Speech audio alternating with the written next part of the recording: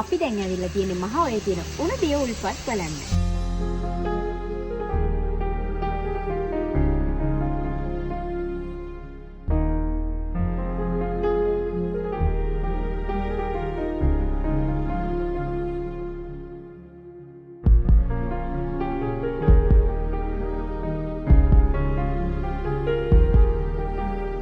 Hi guys, අපි යන හදන්නේ මහාවයේ තියෙන උණුදිය උල්පත්. ඒ යන මග අලි ඉන්නවලු. ඉතින් ලොකු ඇඩ්වෙන්චර් එකක් වේවි කියලා හිතනවා මේක. අද යන්නේ අයියයි මයි විතරයි. දැන් වෙලාව හවස 4යි. අද අපේ දවස පටන් ගන්න මේ ටයිම් එක තමයි. එහෙනම් යන මග බලමු අපි මොකද වෙන්නේ කියලාද. අපි මේ යන්නේ හිටියද කොහොම හරි අද දවසම වැස්ස. දැන් තමයි වැස්ස පෑවුවේ. ඒක නිසා තමයි අපි අද මේ වෙලාවේ යන්න පටන් ගත්තේ. බලමු. මාදුරුවේට කිලෝමීටර් 18ක් තියෙනවා. අපිට මහාවයට යන්න බැරිද? මාතරුවේට හරි ගිහලා. හයි.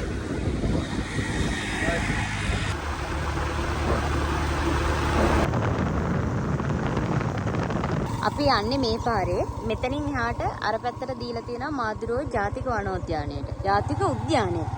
මාදුරුව ජාතික උද්‍යානය බලන කට්ටියට මේ පැත්තට යන්න පුළුවන් කිලෝමීටර 12ක් තියෙනවා. අපි එහෙ යන්නේ නැහැ. අපි ගෙලින්ම මහාවය යන නිසා අපි මේ පාර දිගේ ගෙලින්ම යනවා. තනි කෙලින් පාර තියෙන්නේ මේ විදිහම තමයි පටන් ගත්ත තැන ඉඳලම කාපට් පාර. එහා කෙළවර පේනකම් දෙපැත්තේ ගස්. ඔහේ යන්න තියෙන්නේ ඉතින්. හරිම ලස්සනයි. ඒ කියන්නේ දැන් අපි යන්නේ ටිකක් වැස්ස ප්‍රයිවේට් එකත් එක්කනේ. එතකොට අපිට අර පූල් එක තමයි තියෙන්නේ. දැන් අවුවක් හේව නම් ඇත්තෙම නෑ. මාරම ලස්සන පාර.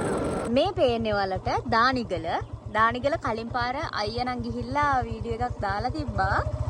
මෙදා පාර යනවද? බෑලු අමාරුයිලු. ඒක නිසා මේ අර අතනින් තමයි ඒකට හරවන්න තිබ්බේ. මේ විදිහට තමයි පාර යනකොට මේ තේන්නේ. හරි ලස්සනයි. මේක ඒලියන් රොක් කියලා තමයි කියන්නේ. අර කොටු හැඩයට තියෙන නිසා. කොහොම හරි ඉතින් ඔන්න ඔය විදිහට තමයි ඔයාලට පාර යනකොට ඒක පේන්නේ. අපි යන්නේ මෙන්න මේ පාරේ. මතර බෝඩ් එකක් ගහලා තියෙනවා මොකක්ද? මේකේ අලි ඉන්නවා. මේකේ? ඔව් ඇයි මම ගිය පාර ආවම පෙන්නුවා. වනජීවීන් මාරු වෙන ස්ථානයක් කියලා ගහලා තියෙනවා. මේ ගල උඩ ඉඳලා එයාලා අරගෙන තිබ්බා මේ ලස්සන ෂොට්ස් වගේක්. ඒකේ අලි ඉන්නවා සෑහෙන්න. අපි ඉතින් ඔන්න ඔය විදිහට තමයි යන්නේ. ඒ ගල ලස්සනයි. ඒකත් අර අපේ ඉස්සරහට තියෙන ගලත් ලස්සනයි. පිහිටියම් හරි ලස්සනයි මේ පැත්තේ තියෙන මේ කඳුපන්ති ගල් වල. හරි ලස්සන මේ පාරවල කල්පෙත් මත හදලා තියෙන නේද? කාපට් එක අලුතෙන් දාලා තියෙනවා. හරි ඉතින් අපි දැන් ඉන්නේ මහාවයේ යන ගමන්. අපි මේ ගමන පටන් ගත්තේ හවස 4ත් පහුවෙලා. ඇත්තටම කිව්වොත් මම නම් රෙකමන්ඩ් කරන්නේ නෑ හවස් වරුව මහාවය මේ පාරේ යන එක. මොකද මේ පාරේ යනකොට අපිට අලි විතරක් නෙමේ කැලෑ සත්තු සෑහෙන ප්‍රමාණයක් හම්බ වෙන්න පුළුවන්. හරිම පාළු පාරක් ඉක්මනට යන්න පුළුවන් නිසා අපි යන වේගෙත් එක්ක හදිසියේ හරි සතෙක් පාර මාරු වුණොත් අපිට අනතුරක් වෙන්න පුළුවන්. ඉතින් මේ ගමන යන්න හොඳම ටයිම් එක තමයි එක උදේ වරුව එහෙම නැත්නම් දවල් කාලේ. ඇත්තටම කිව්වොත් අපිත් යන්න හිටියේ එහෙම තමයි. හැබැයි අපි අරලගන්විලට එනකොට අවුව පායලා තිබ්බට මේ දවස් වෙනකොට අරලගන්විලට හොඳටම වැස්ස. හරියටම හවස 3:00 වෙනකොට තමයි අද දවසේ වැස්ස පෑවුවේ. ඉතින් අපි ඒ ටයිම් එකේ ලෑස්ති වෙලා හවස 4 පහුවෙනවත් එක්කම වගේ තමයි මේ ගමන යන්න පිටත් උනේ. ඉතින් ඔයාලටම පේනවනේ ආයේ මම කියන්න දෙයක් නැහැ. මේ ගමන කොච්චර රිස්කිද කියලා. මොකද කිව්වොත් අරලගන්විලේ ඉඳලා කිලෝමීටර 40ක වගේ ප්‍රමාණයක් තියෙනවා මහාවයට යන්න. ඒ යන පාර මාදුරුවේ වනෝද්‍යානයේ මැද්දෙන් තමයි යන්න තියෙන්නේ. ගමන හරි ජොලි. මේ වගේ පාරක මේ වගේ වේගෙන් අපි දෙන්න විතරක් බයික් එකේ කවුරුත් නැහැ. හරිම ලස්සන ගමනක්. හැබැයි අනතුර කියන එක කොයි වෙලේ වෙයිද කියන්න දන්නේ නැහැ. ඉතින් අපි දෙන්නත් මේ ගමන හරි සතුටින් ගියාට අපේ හිත ඇතුලේ අන්න ඒ දේ නම් අනිවාර්යෙන් තිබුණා.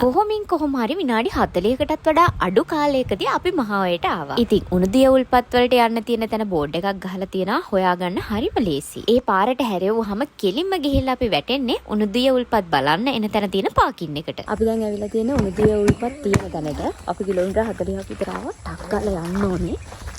මේ වගේ තරකින් තමයි යන්න තියෙන්නේ. අනිත් දවස්වලට නම් මේ කඩවල එහෙම ඇරලා ඉතින් මෙතන කඩවල එහෙම තියෙන සෑහෙන්න. දැන් අද සඳුදා අඟහරුවාද දවසක්. ඒක නිසා කඩවල ඕපන් කරලා නැහැ.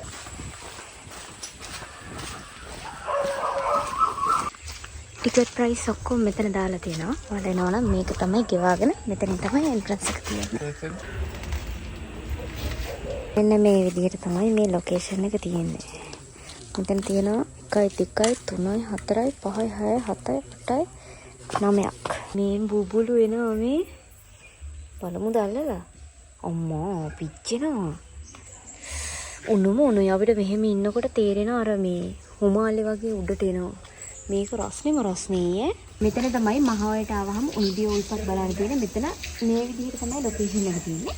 අර බුබුලු එනවා මේ අල්ලන්න බැරි තරම් රස්නෙට තමයි මේ උල්පත් වතුර තියෙන්නේ. මේ අතන එක නම් ගොඩක්ම රස්නේ. මේක සාමාන්‍ය මට්ටමකට ඒත් බෑ. සාමාන්‍යයෙන් අර ඩබල් බොයිල් වගේ සීන් එකක් මෙතන තියෙන මේ හින රස්නේ වතුර. මේකේ තමයි වැඩිපුරම රස්නේ. ඒකේ බුබුලු එනවා ගොඩක් මේ අර වැඩිපුර සෑහෙන්න එනවා. ඒ කියන්නේ අල්ලන්නම බැරි තරම්. අල්ලන්න කියන්නේ හොඳ රස්නෙට තියෙනවා. කොහොම හරි ඉතින් ඔන්න ඔය විදිහට තමයි මේ ලොකේෂන් එක තියෙන්නේ. මෙතෙන්ට ආවට පස්සේ එන අය ටිකට් ගන්න ඕනේ. ටිකට් අරගෙන මෙතෙන්ට එන්න පුළුවන්. ඊට පස්සේ නාන්න පුළුවන්. ආපු අයට ඇයි අර කියනවනේ අපල මේ දුර වෙනවා කියලා මේ උල්පත් අතරින් නෑවහම ඒ නිසා එන කට්ටියට නාන්න හදලා තියෙනවා. රැකිකිලි හදලා තියෙනවා. සෙල්ලම් කරන්න පුළුවන් විදිහට පොඩි ළමයින්ට තැන් හදලා තියෙනවා. ඔන්න ඔය විදිහට තමයි තියෙන්නේ. මුළු ඒරියා එකම යාපත කට්ටිය නානවා. ඒක නිසා මම ඒකට වීඩියෝ කරන්නේ නැහැ ළමයි. මේ තව එකක් මම මේක ඇල්ලුවේ නෑ. බලමු අපි මේකත් අල්ලලා. අම්මෝ ඒක ඊට වඩා රස්නේ. මේකේ මේ පේන මට්ටම වැඩිද මන් දන්නේ. අර කියන්නේ බුබුලු දාන වැඩිද කොහෙද? ඒ කියන්නේ මේක තමයි රස්නේ මේක මං හිතන විදිහට. අනික මේවත් රත් වෙලා තියෙන්නේ. සෑහෙන්න මේ රස්නේ මේ මං හිතුවට වඩා. මේක නම් ඔයාලා ලාවට අම්මෝ මං කකුල පිච්චෙනවා මෙතන වතුර යන. මේ දුම යනවා වගේ වලට පේනවද මෙතන? මේ ලාවට පේනවද මන් දන්නේ. ඒකෙන් දුම් දානවා. මේ තව එකක්. මේකේ නම් වතුර අඩුයි. වතුර මට්ටම. මේකත් වෙන එකක්. මේකෙත් මම දැන් ලොකුවට බුබුලු දානවා දැක්කා. ඒනට අල්ලන්න පුළුවන්. අර අනික කලින් එක තමයි අල්ලන්න බැරි එක. අපි ගත්ත මස්කටුයි, දල් මස්කටුයි. උණුදිය උල්පත් බලලා අපි දැන් අහපව යනවා. අපිට අහපව ඉතින් කිලෝමීටර් 38ක් තියෙන අරලගන් විලට. ඒ කිලෝමීටර් 38න් 30ක් විතර මාදුරු ඔය පාක් එක. නැෂනල් පාක් එක හරහා තමයි තියෙන්නේ. ගොඩක් රැයකට මම ඉන්න බෑ. ඒ නිසා අපිට අක්කාලා යනවා. වැහි කරුවලකුත් තියෙනවා තාමත්. බලමු. මේ මහා ඔයටම ඇවිල්ලා නෑ අපි තාම. ඒ කියන්නේ මෙතන ඉඳලා එහා පැත්තට තමයි මහා ඔයට යන්න තියෙන්නේ.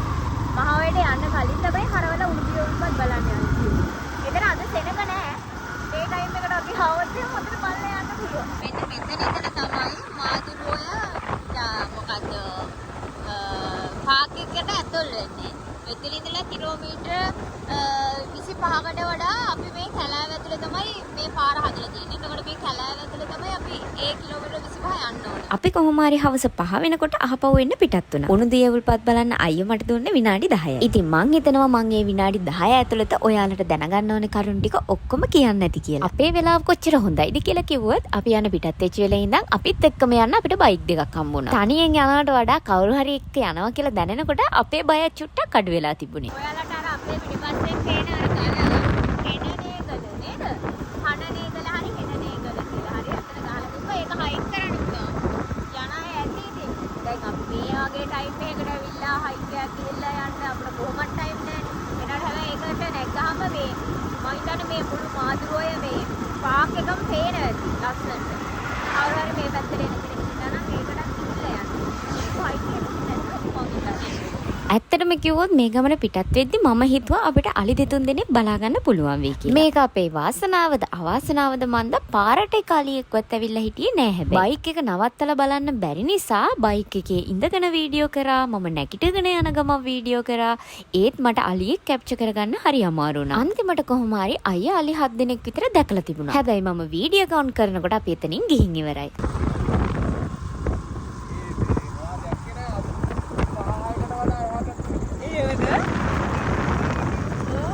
මට ඒක අල්ලගන්න බැරි වුණා මම දැක්කේ නෑ නේද? තමයි මේ මෙතන ඔලි හිටිය 5ක් විතර.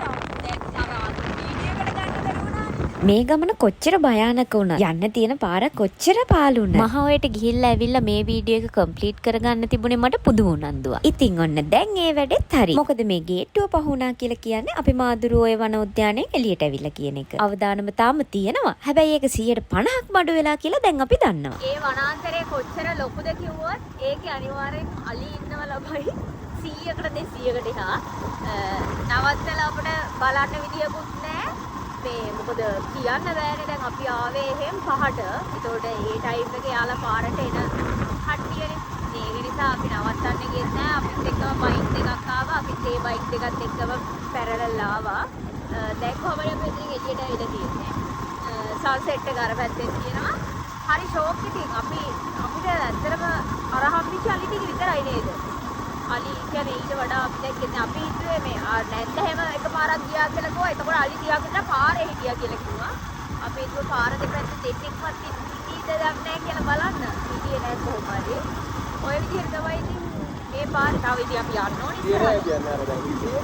හරි හිටියා. එතන අර අපිට නවත්තලා හැම බලන්න බෑනේ ඉතින් යන ගම ඒ කියන්නේ බයික් එකත් 50ට 60ට යන ගම මම ෆෝන් එක මේ අල්ලගත්තේ එනගේවත් දීලා. ඒක පොඩි ටිකක් සම්පර ගාලා ක්ලිප් එකක් වගේ වැටිලා ඇද්ද බම් දැලුවෙත් නැහැ තාම.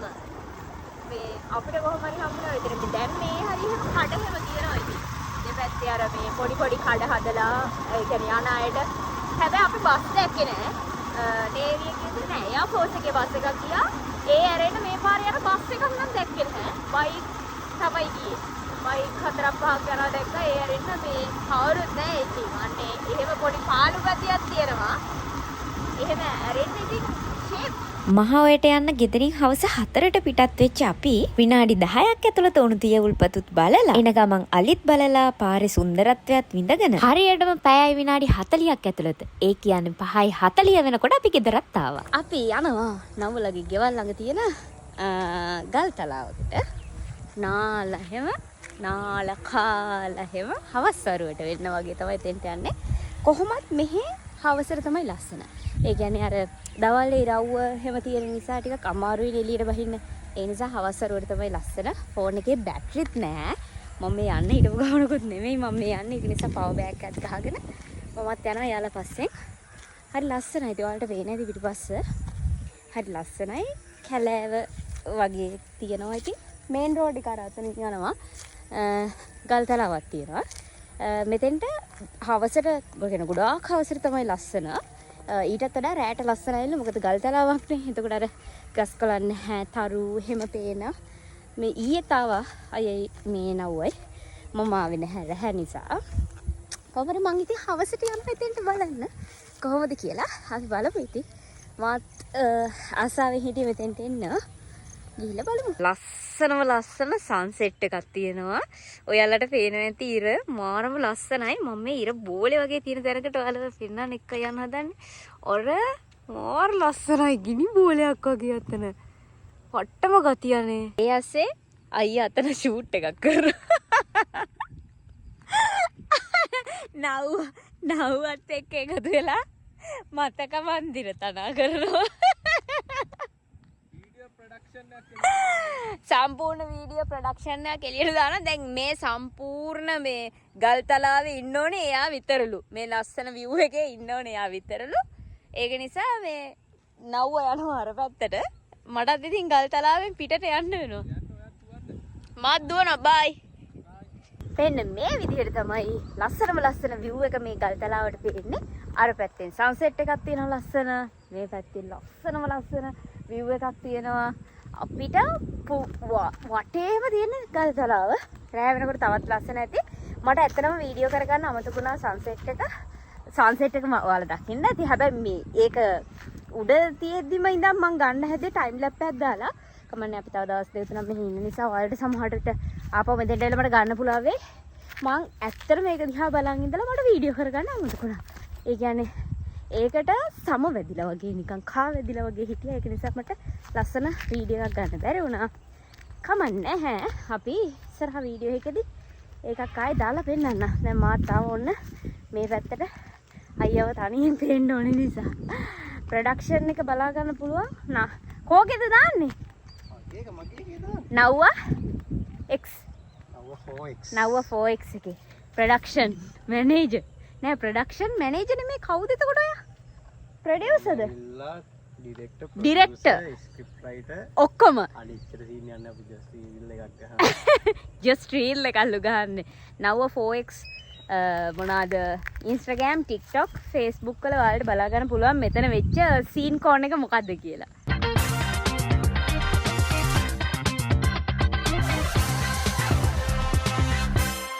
ඒක මාර ඇඩ්වෙන්චර් එකක් ලවයි මාදුරෝ ජලාශය ඊට පස්සේ ඉතින් ওই විදිහට තමයි 360 view එක ඔයාලට බලා ගන්න වෙන්නේ හොඳට වැස්ස ඉතින් ඒකට වාර ගතිය ඒක